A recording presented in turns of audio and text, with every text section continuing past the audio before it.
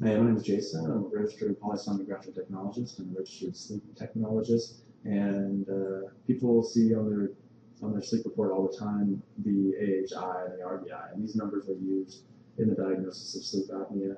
And so you probably want to know how they're calculated and what exactly they mean. So the first thing is when we're running a sleep test, we're going over we're generating the reports in the morning. Is you want to find out how much sleep that person had during the baseline, so when they're not using CPAP. Well, you figured out when they have CPAP as well, but as far as the diagnosis segment. So pretend like you had an all-night baseline, so no CPAP was added, and you slept for the full 8 hours. We're going to make these nice big round numbers so it's easy to follow. So sleep is 480 minutes. So you want to find out what that is in hours. So you're going to divide by 60, because there are 60 minutes in an hour. So that is 8 hours. So during that 8 hours, let's pretend like you had 80 apneas of whatever variety. You pick them. Pick them. I don't care.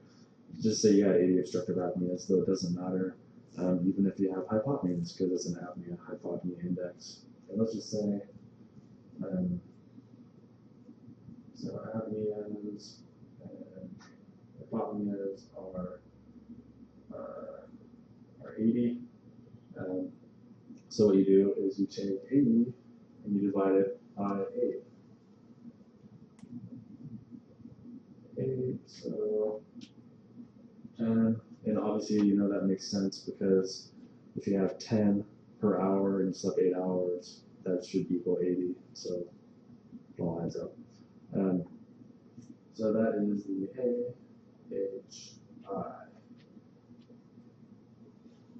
Which is also ahi, which is a delicious fish. So now, as far as an RDI is concerned, it's pretty much the same thing, except it's a little more liberal. It takes into account RIRs as well, which are respiratory effort-related arousals, which are very similar to hypopneas, just lack the saturation.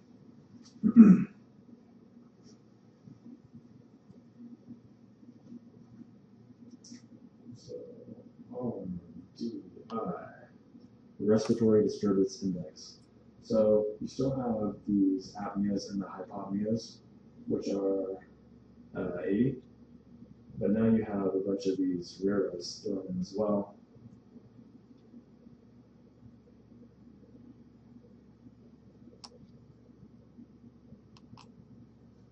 You have 80 of those too. Crazy, huh? So what you do is we're going to be adding these up because it's going to account for everything breathing related that woke you up. So anything that's a respiratory disturbance that woke you up. So we have 160. You still have the 8 hours of sleep.